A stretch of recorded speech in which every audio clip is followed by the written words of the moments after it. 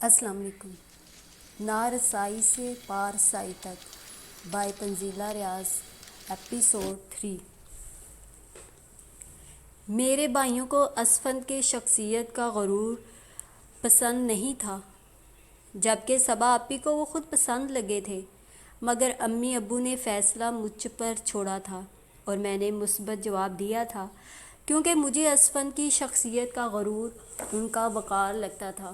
مجھے وہ خود پسند نہیں بلکہ خاموش طبع لگتے تھے، اور مجھے مردوں میں یہ خصوصیت اچھی لگتی تھی۔ اور اب جب کہ ہماری شادی کو 8 سال ہو چکے تھے تو مجھے احساس ہوا تھا کہ خاموش طبع ہونا اچھی بات ہے، مگر اتنی خاموشی نہیں ہونی چاہیے زندگی میں کہ آپ کو سوائے اپنی آواز کے کوئی آواز ہی سنائی نہ دے۔ اسفند ہر گزرتے دن کے ساتھ مجھ سے لا تعلق ہوتے جا رہے تھے۔ مجھے ان پر یقین تھا، لیکن ان کی یہ لا تعلقی بہت تکلیف دہ تھی۔ انہیں بچوں کی خواہش نہیں تھی، کیونکہ انہیں لگتا تھا کہ بچے زندگی میں ہلچل لے آتے ہیں، اور انہیں ہلچل پسند نہیں تھی۔ انہیں شور سے الجھن ہوتی تھی۔ ان کا دل چاہتا تو وہ مہربان ہو جاتے تھے، اور دل نہ چاہتا تھا تو میرے ساتھ بات کرنا بھی پسند نہیں کرتے تھے۔ بے شک اسفند میں بہت خوبیاں تھیں۔ وہ خرچ کے معاملے میں فراخ دل تھے، وہ پوزیسو بھی نہیں تھے، وہ چھوٹی چھوٹی باتوں میں غلطیاں بھی نہیں نکالتے تھے۔ ان کا مزاج اچھا ہوتا تھا تو بہت سی غلطیوں کو نظر انداز کر دیتے تھے۔ بے شک وہ شوہروں کی اس قسم میں سے تھے جنہیں سارا زمانہ پرفیکٹ قرار دیتا ہے، مگر وہ محبت کے معاملے میں بہت خشک تھے، اور ان کی لاپرواہی میری زندگی کا ناسور بنتی جا رہی تھی۔ مجھے لگتا تھا کہ اسفند کی بے رخی مجھے پاگل کر دے گی۔ مجھے بچوں کی خواہش تھی، مگر اسفند کہتے تھے ابھی نہیں۔ جب یہ ساری باتیں مل کر مجھے بے حد فرسٹریٹڈ کر دیتی تو ایک دم سے اسفند مہربان ہو جاتے، اور ابھی میں ان کی اس مہربانی کو ہضم کرنے کی پرمسرت کوشش میں مصروف ہوتی تھی تو وہ پھر سے بے رخی کا چولا پہن لیتے۔ یہ ایسی باتیں تھیں جو میں کسی سے کہہ بھی نہیں سکتی تھی کہ بہرحال میری بھی کوئی عزت نفس تھی۔ لوگ مجھے قابل رشک زندگی گزارنے والی عورت کے طور پر جانتے تھے۔ میں نے اپنے اور اپنے شوہر کے لیے لوگوں کی آنکھوں میں ہمیشہ ستائش دیکھی تھی، اگرچہ یہ ستائش میں نے جھوٹی سچی کہانیاں سنا کر سمیٹی تھی۔ مجھے نہیں یاد پڑتا کہ میں نے ابتدائی دنوں کے علاوہ کبھی من چاہی بیوی والے نخرے کیے تھے، بلکہ میں نے ہمیشہ اسفند کی محبت کو نعمت سمجھ کر وصول کیا تھا۔ اسفند کو میری بہت سی عادتیں ناپسند تھیں، اور میں نے ان کے ایک بار ٹوکنے پر ہی ان عادتوں کو تبدیل کرنا شروع کر دیا تھا۔ آج مجھے ملنے والا ہر شخص مجھے پہلے سے مختلف یشفا قرار دیتا تھا، اور جس شخص کے لیے میں نے یہ سب کیا تھا وہی میری ذات سے سب سے زیادہ لاپرواہ تھا۔ مجھے اپنی 8 سالہ ازدواجی زندگی ایک یکساں پزل کی مانند دکھائی دینے لگی تھی۔ اس پزل کے کچھ ٹکڑے غلط جگہ پر لگا دیے گئے تھے۔ قسمِ سکت تھی کہ ان ٹکڑوں کو صحیح جگہ پر لگا دیتا، بجز قدرت کے۔ تم بھی کبھی کبھی حد کرتی ہو یشفا اسفند، کس قدر قنوتی ہوتی جا رہی ہو تم۔ میری اس قدر مایوس کن سوچوں سے گھبرا کر کوئی میرے اندر چلا کر بولا، ہماری خوشیوں کی سب سے بڑی دشمن دراصل یہی اندر کی اکھاڑ پچھاڑ ہوتی ہے۔ ہم جسے کوئی کہہ کر خود کو بہلانے کی کوشش کرتے ہیں، دراصل یہ کوئی ہمارے اندر کنڈلی مار کر بیٹھا ہوا خوف ہوتا ہے، ارد گرد کے انسانوں کا خوف، ناکامی سے خائف ایک لرزتے دل کا خوف، آنکھوں سے جھانکتے تعصب کا خوف، ہمدردی کی آڑ میں رگے جاں کو کاٹتے فکروں کا خوف۔ واہ واہ سمیٹنے کے بعد ایک اونچی مسند پر پہنچ کر عزت و ستائش کے مہین لبادے میں لپٹی اسی واہ واہ کے گر کر چکنا چور ہونے کا خوف، پابندیوں سے جکڑے اس معاشرے کا خوف، جی ہاں اسی معاشرے کا خوف۔ کوئی ایسا نہ کہہ دے، کوئی ویسا نہ کہہ دے، کوئی دیکھ نہ لے، کسی کو پتہ چل گیا تو۔ میرے دل کو بھی ایسے خوف لاحق رہا کرتے تھے، تبھی میرے اندر میرے دکھ میری بڑبڑاہٹوں کو دبا کر مجھے سب اچھا ہے کہ گردان پر مجبور کر دیتے تھے۔ کیا کمی ہے میری زندگی میں؟ اتنا اچھا لائف پارٹنر، زندگی کی ہر آسائش۔ اولاد آج نہیں ہے، کل ہو جائے گی۔ آج اسفند مجھے ٹائم نہیں دے پا رہے، مگر کل وہ اس کا ازالہ کر دیں گے۔ میں بھی پاگل ہوں۔ ڈھیر سارا رونے اور بہت سارا سوچنے سے ڈپریشن دور ہو گیا تھا۔ میں نے کمبل درست کیا اور کروٹ بدل کر سونے کی کوشش کرنے لگی۔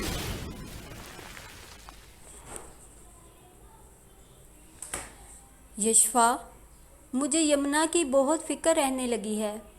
23 سال کی ہو چکی ہے، مگر ابھی تک کوئی ڈھنگ کا پرپوزل نہیں آیا۔ تمہاری اور صبا کی دفعہ مجھے ایسی فکر نہیں تھی۔ صبا کو اس کے پھپھو نے بچپن میں ہی مانگ لیا تھا، جبکہ تمہاری دفعہ تو خاندان سے ہٹ کر ادھر ادھر سے بھی کافی پرپوزلز آئے تھے، مگر یمنا کی بار نہ جانے کیوں اتنی دیر ہو رہی ہے۔ فون پر امی کی پسماردہ سی آواز سنائی دی تھی۔ امی سے تقریباً میری روزانہ ہی فون پر بات ہوتی تھی اور یمنا کا مسئلہ بھی زیر بحث آتا تھا، مگر آج امی کچھ زیادہ ہی پریشان لگ رہی تھیں۔ امی، آپ پریشان مت ہوا کریں، اللہ مسبب اسباب ہے، جب تقدیر میں لکھا ہوگا تبھی ہوگا نا۔ میری بات ابھی پوری نہیں ہوئی تھی کہ امی بول پڑیں۔ اس کا مطلب یہ تو نہیں کہ ہم ہاتھ پر ہاتھ دھر کر بیٹھ جائیں اور کوئی کوشش ہی نہ کریں۔ تمہارے ابو سے بات کرتی ہوں تو وہ بھی یہی کہتے ہیں کہ فکر مت کرو، ہو جائے گا، اللہ بہتر کرے گا۔ ارے میں کہتی ہوں بیج بوئیں گے تو پھل آئے گا نا۔ وہ کچھ زیادہ ہی پریشان تھی، تبھی شاید غصے میں آ گئی تھی۔ کہتی تو آپ ٹھیک ہیں، مگر میں اتنا کہہ کر چپ ہوگی۔ مگر کیا میری بچی؟ تمہاری خالہ کی جٹھانی اپنے بھائی کے لیے کہہ رہی ہیں، مگر وہ لڑکا FA پاس ہے، کاروبار تو اپنا ہے، مگر گھر میں سب سے بڑا ہے اور 4 بہنیں بھی ہیں۔ میری یمنا سب سے چھوٹی، گھر بار کی لاڈلی۔ میری بچی تو نندوں کو بیاہتی بوڑھی ہو جائے گی۔ میں نے تو صاف انکار کر دیا۔ میں نے ملانے والوں سے بھی کہہ رکھا ہے۔ یشفا، تم اسفند سے کہو نا، اس کا حلقہ احباب بہت وسیع ہے اور شاندار بھی۔ اس کے کسی دوست یا کاروباری شناسہ سے بات بن جائے تو مجھے اطمینان ہو جائے گا۔ جی امی، میں ذکر کروں گی ان سے، میں نے پھیکے لہجے میں کہا۔ اسفند کو دوستوں یا کاروباری شناساؤں میں رشتہ داری جوڑنا سخت ناپسند تھا، اور پھر ایسی بات میں 2-1 مرتبہ اشاروں کنایوں میں کر چکی تھی، لیکن وہ دلچسپی ہی نہیں لیتے تھے۔ نہیں یشفا، ذکر نہیں کرنا ہے، اصرار کرنا ہے۔ اب تم سے کوئی پردہ تو نہیں ہے میرا؟ مجھے یمنا کے لیے بھی اسفند جیسا ہی داماد چاہیے۔ کیسا شاندار بچہ ہے، تمہیں کتنے چاؤ سے بیاہ کر لے گیا تھا اور ابھی تک کیسے پھولوں کی طرح رکھا ہے۔ اللہ نظر بد سے بچائے۔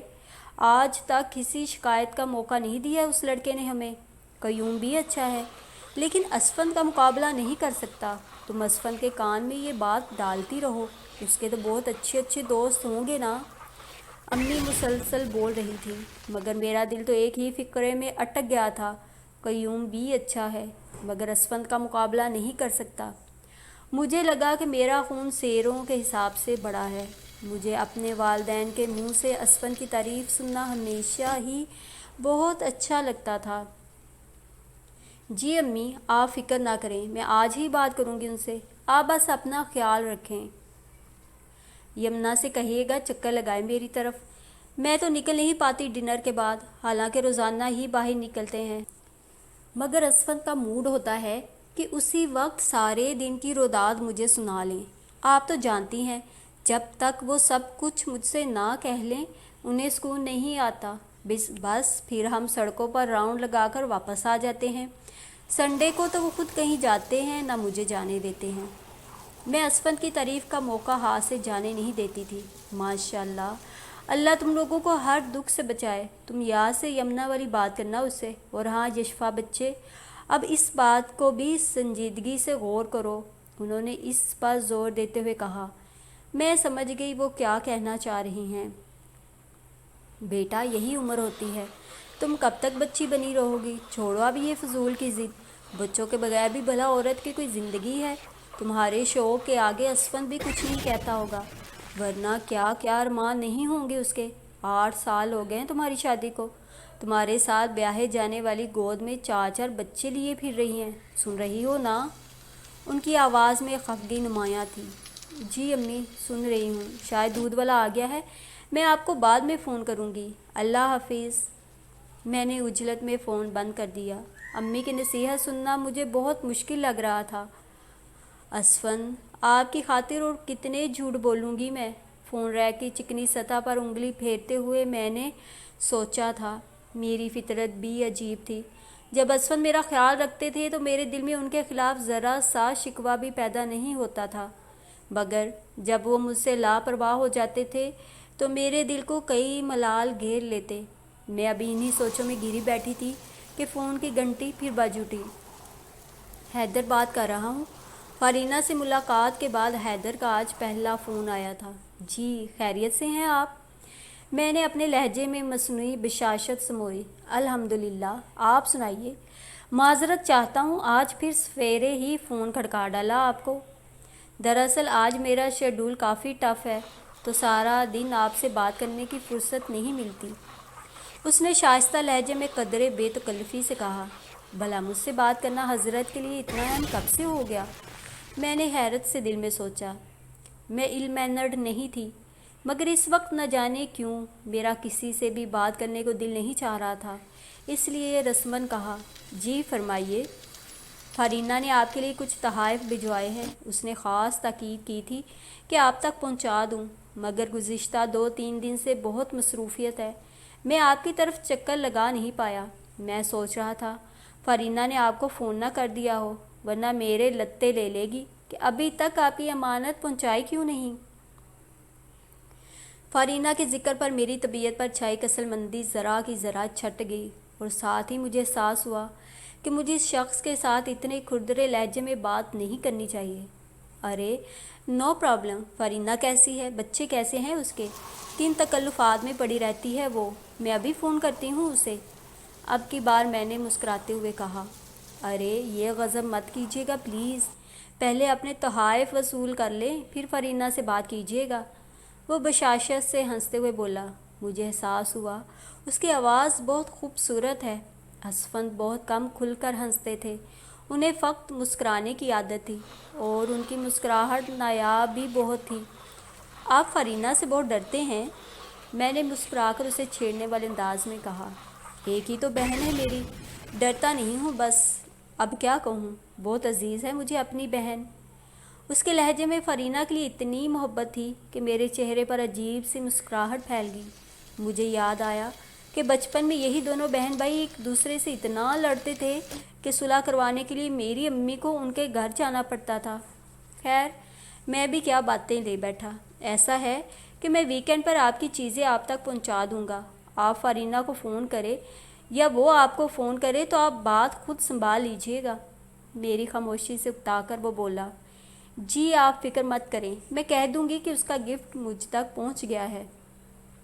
میں نے تسلی دینے والے انداز میں کہا، اور اگر اس نے پوچھ لیا کہ گفٹ پسند آیا تو پھر آپ کیا کہیں گی؟ اس نے ایک اور سوال کیا، آپ فکر کیوں کرتے ہیں، شاہ رخ خان ہے نا؟ پھر میں مسکراتے ہوئے بولی۔ پہلے تو وہ ہنس دیا، پھر بولا، کیا مطلب؟ میرا مطلب میں ہوں نا، میں نے سابقہ شرارت بھرے انداز میں کہا۔ اب کی بار اس کا مخصوص قہقہا کانوں میں پڑا۔ شکر ہے کہ اس کا سینس آف ہیومر اچھا تھا، ورنہ مجھے اس بات کی بھی وضاحت دینا پڑتی۔ اس نے میرا شکریہ ادا کر کے فون بند کر دیا۔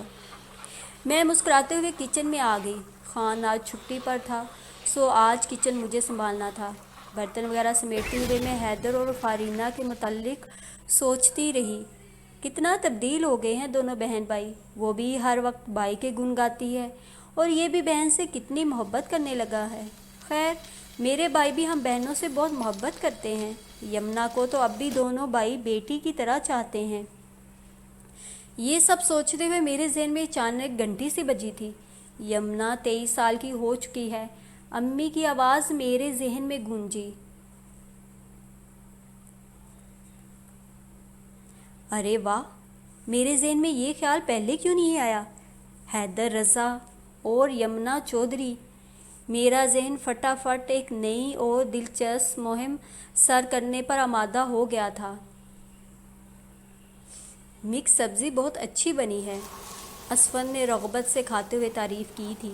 بالآخر کئی دنوں بعد اسفند کو میرا خیال آ گیا تھا۔ جب وہ ڈنر گھر پر کرتے تھے تو میری پوری کوشش ہوتی تھی کہ ٹیبل پر ان کی پسند کی ہی ڈش موجود ہو۔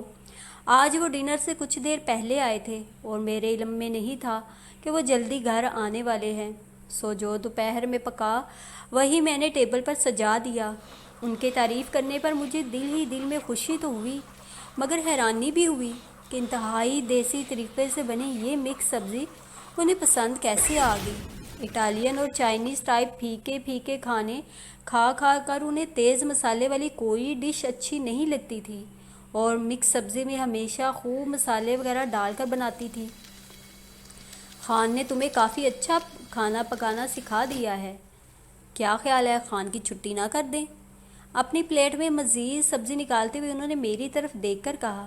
گلے سے کر دیجئے اپنے خان کی چھٹی، مجھے پرواہ نہیں ہے، میں نے ناک چڑھا کر کہا۔ اتنے دنوں کے بعد انہیں میرا خیال آیا تھا، سو میرا کچھ حق تو بنتا تھا کہ میں کسی قدر خفگی کا مظاہرہ کروں۔ میرے اس انداز پر انہوں نے میری طرف دیکھا، پھر مسکرائے۔ ان کی اس مسکراہٹ پر میرا دل چاہا کہ میں بے ہوش ہو جاؤں یا کم از کم بے ہوش ہونے کی ایکٹنگ ضرور کر لوں، لیکن میں بے تاثر چہرہ لیے بیٹھی رہی۔ حقیقت یہ ہے کہ اسفند کے گھر میں ہونے سے مجھے عجیب طرح کی خوشی اور سکون محسوس ہو رہا تھا، اور میں پوری کوشش کر رہی تھی کہ یہ سکون اور خوشی میرے چہرے سے اسفند کو محسوس نہ ہونے پائے۔ اتنے کام کا آدمی ہے یہ خان، تمہاری آدھی ذمہ داری بانٹ رکھی ہے اس نے، اسفند نے سویٹ ڈش کی طرف ہاتھ بڑھاتے ہوئے کہا۔ وہ مجھے چڑھانے کی کوشش کر رہے تھے۔ اسٹوپڈ ہے آپ کا خان، اس نے میری ذمہ داری نہیں بانٹ رکھی، بلکہ میں نے اس کی ذمہ داری بانٹ رکھی ہے، اور فار یور کائنڈ انفارمیشن مجھے پہلے بھی کوکنگ آتی تھی۔ یہ خان تو آپ نے خود پال رکھا ہے، کیونکہ آپ کو اچھا نہیں لگتا کہ میں سارا وقت کچن میں رہوں۔ میں ناک چڑھا کر بولی، بھائی مجھے نہیں اچھا لگتا کہ میری مسز ہر وقت پیاز لہسن سے مہکتی رہے، مجھے الجھن ہوتی ہے پیاز لہسن کی بو سے۔ مجھے ہنسی آ گئی، مگر میں اس ہنسی پر قابو پانے کے لیے کرسی گھسیٹ کر اٹھ کھڑی ہوئی۔ رہنے دیجیے اسفند صاحب، حقیقت یہ ہے کہ آپ کو اپنی مسز ہی اچھی نہیں لگتی، صاف کیوں نہیں کہتے کہ آپ کو اپنی مسز سے الجھن ہوتی ہے؟ اتنا کہہ کر میں کچن میں آ گئی۔ کھانے کے بعد اسفند چائے یا کافی ضرور پیتے تھے۔ میں نے چائے بنانے کے لیے برنر آن کیا تھا اور ابھی ساس پین اٹھانے لگی تھی کہ کندھوں کے گرد اسفند کے لمس کا احساس ہوا، اور ساتھ ہی ایٹرنٹی کی مخصوص مہک بہت قریب محسوس ہوئی تھی۔ انہوں نے مجھے تھوڑا سا پیچھے کو دھکیلا اور خود میرے سامنے آ کر کھڑے ہو گئے۔ پہلے برنر آف کیا، پھر بازو میری گردن میں حمائل کر کے اپنا سر میرے سر سے ہلکا سا ٹکرا کر بولے، اتنا موڈ کیوں آف ہے آج؟ ان کے چہرے پر میٹھی سی مسکراہٹ تھی۔ عرصہ بعد ان کے چہرے پر یہ مسکراہٹ نظر آئی تھی۔ میرے اندر تک سکون اتر آیا، دل کہہ رہا تھا کہ ہتھیار ڈال دوں، مگر ایسا شاندار موقع میں ضائع نہیں کرنا چاہتی تھی۔ میں نے بہت نرمی سے ان کے بازو اپنے کندھوں سے ہٹائے اور ساس پین میں کپ بھر پانی انڈیل کر بولی، اللہ خیر، آج تو آپ مسکرا رہے ہیں۔ اس لطیف سے طنز پر ان کی مسکراہٹ مزید گہری ہوئی۔ میری مسکراہٹ اچھی نہیں لگتی کیا؟ پہلے تو تم کہتی تھیں کہ آپ کی مسکراہٹ بہت خوبصورت ہے، یاد ہے؟ یہ سب بھول چکی ہو؟ وہ سینے پر ہاتھ باندھ کر دل فریب مسکراہٹ لیے مجھے تکتے ہوئے بولے۔ اب کی بار میں خود کو مسکرانے سے روک نہیں پائی۔ ان کا یہ روپ میں نے کتنے دن بعد دیکھا تھا، مجھے اپنا آپ ہواؤں میں اڑتا ہوا محسوس ہو رہا تھا۔ مجھے سب یاد ہے، آپ اپنے دل سے پوچھئے، آپ کو بھی کچھ یاد ہے یا نہیں؟ میں نے بظاہر مسکراتے ہوئے مگر شکوہ کناں انداز میں کہا۔ اسفند میرے قریب آئے، پھر میرے ہاتھ سے کپ لے کر کاؤنٹر پر رکھ کر دوبارہ سے میرے کندھے پر بازو رکھ کر بولے، میرے ساتھ آؤ، میں تمہیں بتاتا ہوں کہ مجھے کیا یاد ہے اور کیا بھول چکا ہے۔ وہ مجھے اپنے ساتھ لگائے لاؤنج میں لے آئے، پھر خود ہی ناک چڑھا کر بولے، نہیں یہاں نہیں بیٹھنا، بیڈ روم میں چلتے ہیں، باتیں بھی کریں گے اور تم پیکنگ بھی کر دینا۔ میں نے لفظ پیکنگ پر حیرت سے ان کی جانب دیکھا۔ You know I love you so مچ، میں چاہتا ہوں تم ہر وقت خوش رہو۔ میں تمہیں زندگی کی ہر سہولت دینا چاہتا ہوں. میں چاہتا ہوں تمہارے سوچنے سے بھی پہلے میں تمہاری مطلوبہ چیز تمہارے سامنے لا کر رکھ دوں. اپنا خیال رکھا کرو نا میرے لیے. ہم دونوں چلتے ہوئے بیڈ روم میں آ گئے. کہاں جا رہے ہیں؟ میرا ذہن لفظ پیکنگ میں اٹک کر رہ گیا تھا. جاپان. کیا حلیہ بنا رکھا ہے تم نے؟ بال کتنے رف ہو رہے ہیں. وہ میرے بالوں میں انگلیاں پھیر کر بولے. میری طبیعت پر چھائی تازگی. لمحہ بھر میں اڑن چھو ہوئی تھی. میں بھی ساتھ جاؤں گی، سمجھے آپ؟ میں نے ضدی انداز میں کہا. ان کی پیار بھری باتوں کا مقصد مجھے سمجھ میں آ رہا تھا. اوفو، تم کیسے جا سکتی ہو؟ 1 مہینے کا ٹور ہے، تفریح کرنے نہیں جا رہا، بزنس ٹور ہے، پتہ ہے؟ میں نے ان کی بات کاٹ دی. 1 مہینہ اسفن، میں آپ کے ساتھ جاؤں گی. میں نے ان کا ہاتھ تھام کر کہا. 1-2 دن کے لیے اسلام آباد یا کراچی وغیرہ جانا تو ان کو معمول تھا، مگر 1 مہینے کے لیے وہ کبھی مجھ سے دور نہیں ہوئے تھے. یار دماغ مت کھاؤ میرا. تم وہاں جا کر کیا کرو گی؟ بور ہو جاؤ گی جان. میں تمہیں کینیڈا لے کر جاؤں گا اپریل میں. کم از کم انجوائے تو کرو گی نا. جاپان میں کیا ہوگا؟ یقین کرو بہت بورنگ ٹرپ ہوگا یہ. وہ میرے ماتھے پر آئے بالوں کو ہٹاتے ہوئے محبت سے بولے. پلیز اسفن، میں نہیں رہ سکتی آپ کے بغیر. میں نے بھرائی ہوئی آواز میں کہا. کم آن یشفا، بچوں کی طرح بیہیو مت کرو یار. تم میرے پرابلمس کو نہیں سمجھو گی تو کون سمجھے گا؟ وہ بیڈ پر بیٹھتے ہوئے بولے. ان کے چہرے پر وہی مخصوص سختی دار آئی تھی جو ان کی شخصیت کا حصہ تھی. میں نے اپنے آنسوؤں کو بڑی مشکل سے ضبط کیا اور وارڈروب کی سمت آ گئی. میرے اندر آگ لگی ہوئی تھی جس پر قابو پانا میرے لیے ناممکن تھا. کچھ لمحے وارڈروب کھول کر کھڑی رہی، پھر بیڈ روم سے باہر آ کر مجھے کہیں نہ کہیں بیٹھ کر تو رونا ہی تھا. آج آپ لنچ ہمارے ساتھ کیجیے. میں 12:30 بجے کے قریب حیدر کو فون کر کے کہا. میں یمنا کی وجہ سے بہت سنجیدہ ہو چکی تھی اور جلد از جلد اس معاملے کو آگے بڑھانا چاہتی تھی. میں حیدر کو لنچ پر انوائٹ کیا تھا. میرا ارادہ تھا کہ یمنا کو بھی بلوا لوں گی تاکہ وہ بہانے سے ایک دوسرے کو دیکھ لیں اور اس بات کا فیصلہ ہو سکے کہ یہ معاملہ آگے بڑھنا چاہیے یا نہیں. ابھی میں نے امی سے اس بارے میں کوئی بات نہیں کی تھی. میں پہلے حیدر کو پرکھنا چاہتی تھی اور آج کا لنچ اسی سلسلے کی کڑی تھا. لنچ؟ کس خوشی میں؟ حیدر کی بھاری خوابیدہ آواز میری سماعتوں سے ٹکرائی. سنڈے کی وجہ سے وہ شاید ابھی تک سو رہا تھا اور شاید میرا فون ہی اسے بیدار کرنے کا سبب بنا تھا. مجھے ذرا سی شرمندگی تو ہوئی، مگر میں نے ظاہر کیے بغیر خوش دلی سے کہا تھا. آج صبح صبح آپ کی آواز سننے کو مل گئی، اس سے بڑی خوشی کیا ہو سکتی ہے؟ میں نے بے تکلفی سے کہا. مجھے امید تھی کہ وہ میری بے تکلفی محسوس کر کے حیران ہوا ہوگا، مگر ایسا کرنا ضروری تھا، ورنہ میں اسے یمنا کے متعلق بات کیسے کر پاتی؟ Well said. وہ اتنا کہہ کر ہنسا. ہنسی میں بھی غنودگی کا اثر نمایاں تھا. ایک چھوٹا سا جملہ بول کر وہ خاموش ہو گیا. پھر اس نے ہنکارا بھرا. اب میں کیا کہوں آپ سے؟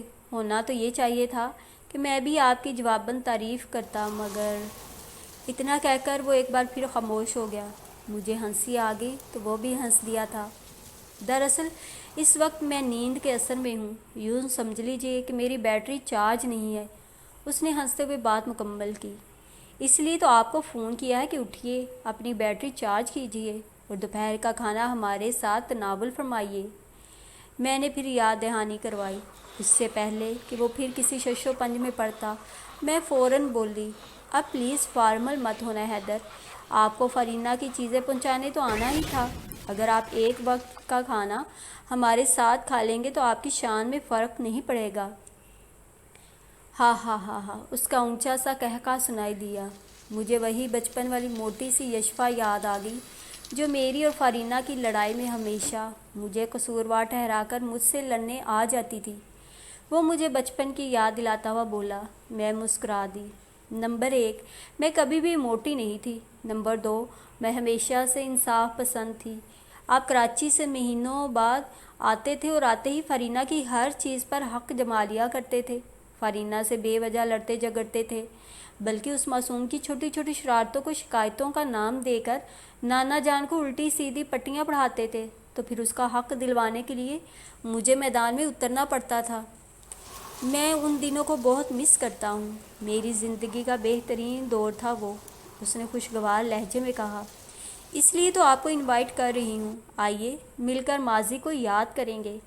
میں ابھی اٹھا ہوں، شاور، بریک فاسٹ، اخبار، 3 بجے تک آ پاؤں گا۔ بائی دا وے، آپ لنچ میں کیا بنا رہی ہیں؟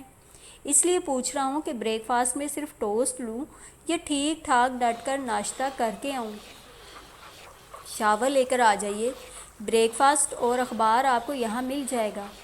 اس نے حامی بھر لی تھی۔ اس کے بعد میں نے امی کو فون ملایا، پہلے بھابھی سے لیکسلیا کی، پھر یمنا کو بلا لیا۔ ایم اے کرنے کے بعد وہ آج کل کسی کمپیوٹر کورس میں دماغ کھپا رہی تھی۔ آپی آج نہیں آ سکتی، یمنا نے سنتے ہی انکار کر دیا۔ کیوں نہیں آ سکتی؟ خواہ نہیں آ سکتی، تمہیں آنا ہوگا، میں نے ڈپٹ کر کہا۔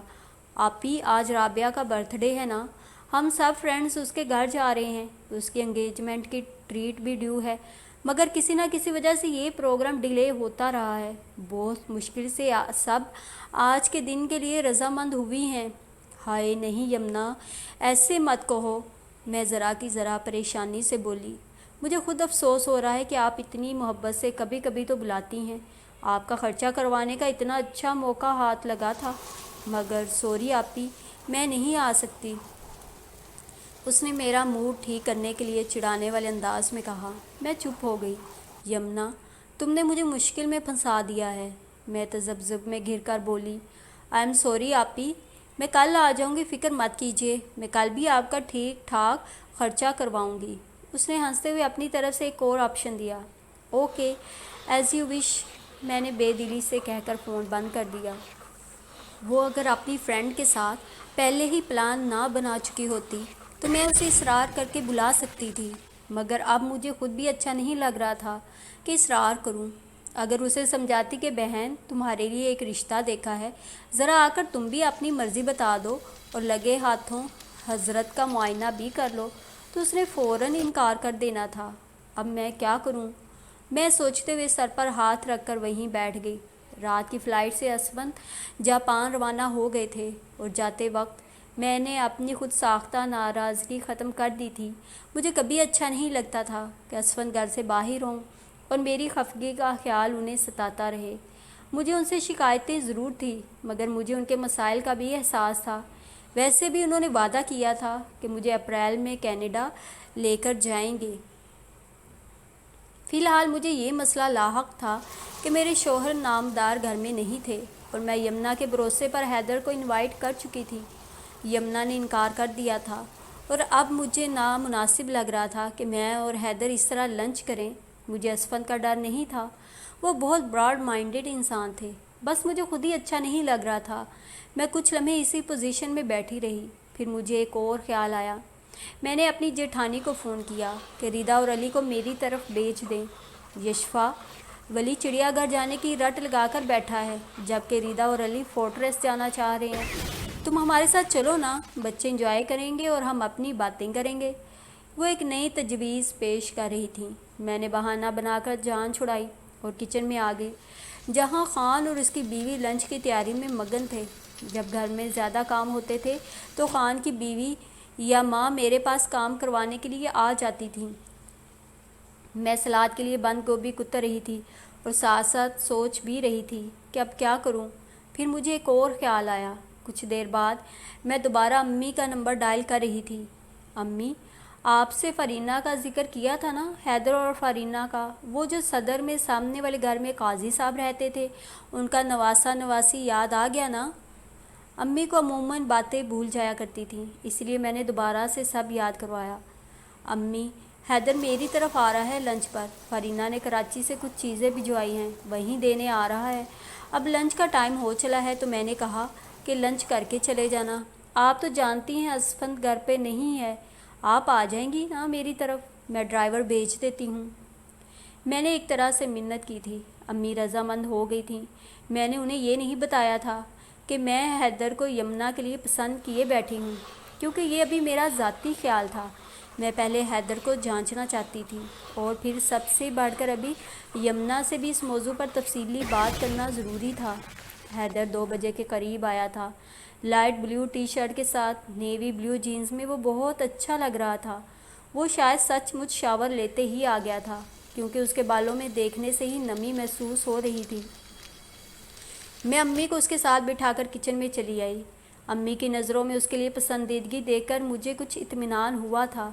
ویسے سچی بات یہ ہے کہ وہ اچھا بھی بہت لگ رہا تھا۔ سب سے پہلے اسفند، پھر حیدر اور پھر قیوم بائی۔ میں نے دل ہی دل میں امی کے تینوں دامادوں کو پرسنالٹی کے حساب سے پوزیشن دے ڈالی تھی۔ کھانا کافی خوشگوار ماحول میں کھایا گیا۔ پہلی ملاقات کے بعد سے آج کے لنچ سے پہلے تک ہمارے درمیان ایک تکلف سا تھا، مگر آج یہ تکلف بے تکلفی میں ڈھل گیا تھا۔ میں اسے قرید کر امریکہ کی باتیں کر رہی تھی تاکہ اس کے رہن سہن اور سوچ کا اندازہ کر سکوں۔ مجھے وہ یمنا کے لیے پرفیکٹ لگا تھا۔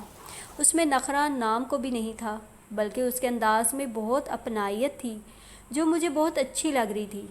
جناب نے شادی کے متعلق کیا سوچا ہے؟ کھانے کے بعد چائے پیتے ہوئے میں نے بے تکلفی سے پوچھا۔ امی نماز عصر کے لیے اٹھ چکی تھیں۔ میری بات سن کر حیدر کے چہرے پر مسکراہٹ پھیل گئی۔ کیا بات ہے؟ میں غور کر رہا ہوں آپ 2-3 بار گھما کر پھر اسی ایک سوال کو پوچھے جا رہی ہیں۔ فرینکلی بتائیں، کیا میں بہت بوڑھا لگنے لگا ہوں؟ میں ہنس پڑی، مگر میری ہنسی بہت مصنوعی تھی، کیونکہ میں اس سے ایسی چالاکی کی امید نہیں کر رہی تھی۔ آپ بوڑھے لگنے نہیں لگے، بلکہ آپ بوڑھے ہو چکے ہیں۔ یہ پرفیکٹ ایج ہے شادی کی۔ کوئی لڑکی وڑکی پسند ہے تو مجھے بتا دیجئے۔ بھئی ہم بچپن کے دوست ہیں اور ایسے معاملات میں دوست بڑے کام آتے ہیں۔ میں اسے چھیڑنے والے انداز میں بولی۔ میری بات سن کر وہ خوب ہنسا، مگر منہ سے کچھ کہنے کے بجائے خاموشی سے چائے پیتا رہا۔ مجھے پھر سے پوچھنا مناسب نہیں لگا۔ کچھ باتیں میں نے دوسری ملاقات کے لیے چھوڑ دی تھیں۔ اس رات اسفند کے فون کا انتظار کرتے ہوئے میں اسی کے متعلق سوچتی رہی۔ میں ٹھیک ہوں، سفر بھی ٹھیک گزرا، بہت تھکن ہو گئی ہے، اپنا خیال رکھنا، اسفند نے فون پر عجلت میں کہا تھا۔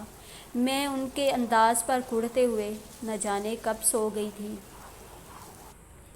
اگلے دن میرا ارادہ تھا کہ فارینہ کو فون کر کے اشاروں کنایوں میں اس حوالے سے بات کرنے کی کوشش کروں، مگر صبح کالج جاتے ہوئے ارم بھابی ولی کو میری طرف چھوڑ گئیں۔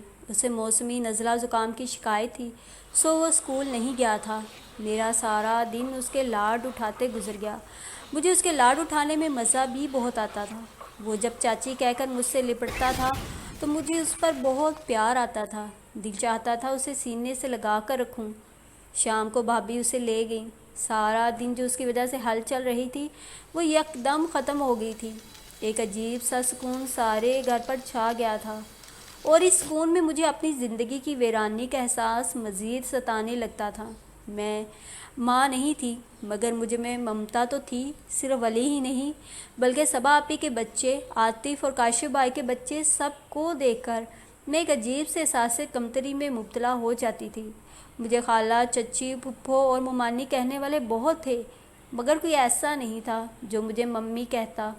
میری سماعتیں اس ایک لفظ کو سننے کے لیے کس قدر بے چین تھیں، یہ وہی انسان محسوس کر سکتا تھا جو میرے جیسی صورتحال سے گزر رہا ہو۔ ستم ظریفی یہ تھی کہ میں اس دکھ کو کسی کے ساتھ شیئر نہیں کر سکتی تھی۔ میں نے تو کبھی اپنی ماں کو نہیں بتایا تھا کہ میں ماں نہ ہونے کی وجہ سے کتنی اذیت سہ رہی ہوں۔ میں سوچتے ہوئے اپنے بیڈ پر لیٹ گئی۔ آنکھوں سے ٹپ ٹپ آنسو گرنے لگے۔ چند لمحوں بعد میں ہچکیوں سے رونے لگی۔ اس کی وجہ شاید وہ خبر تھی جو امی مجھے سنا گئی تھی۔ دعا کرو یشفا، اللہ میرے کاشف کو بیٹی دے، میرے بچے کو بیٹی کی بہت خواہش ہے۔ انہوں نے مجھے مسکراتے ہوئے بتایا تھا، اور میں مسکرا سکتی تھی، نہ اپنی دلی کیفیت چھپا سکتی تھی۔ میں ان کے پاس سے ہی اٹھ گئی تھی، کیونکہ مجھے ڈر تھا اگر میں ان کے پاس بیٹھی تو وہ میرے چہرے سے میرے دل کی کیفیت جان جائیں گی۔ اس کے علاوہ آج خان کی ماں نے بتایا تھا، بی بی ہمارا بہو کے گھر خوشی ہونے والا ہے۔ خان کی شادی کو فقط 10 ماہ ہوئے تھے اور اس کی بیوی رتبے میں مجھ سے آگے نکلنے والی تھی۔ میں روتی نہ تو اور کیا کرتی۔ کیونکہ میں تو اس معاملے میں دعا بھی نہیں مانگ سکتی تھی۔ تدبیر کے بغیر تو تقدیر بھی کارگر ثابت نہیں ہوتی۔ میں نے بیڈ پر لیٹے لیٹے چھت کو گھورتے ہوئے خود کلامی کی تھی، پھر سائڈ ٹیبل پر پڑا کارڈلیس اٹھایا۔ اگر اس وقت میری اسفن سے بات نہ ہوتی تو شاید میرے دماغ کی نس پھٹ جاتی۔ میں نے پی ٹی سی ایل سے اسفن کے ہوٹل کا نمبر ملایا۔ میرے رابطہ قائم ہونے میں کچھ دیر لگی، مگر بہرحال نمبر مل گیا تھا۔ مسٹر اسفن فی الحال موجود نہیں ہیں۔ ریسیپشنسٹ کی جاپانی لہجے والی انگریزی میری سماعتوں سے ٹکرائی تھی۔ میں نے پیغام دے کر فون بند کر دیا۔ مجھے امید تھی کہ اسفن واپس آ کر مجھے فون کر لیں گے۔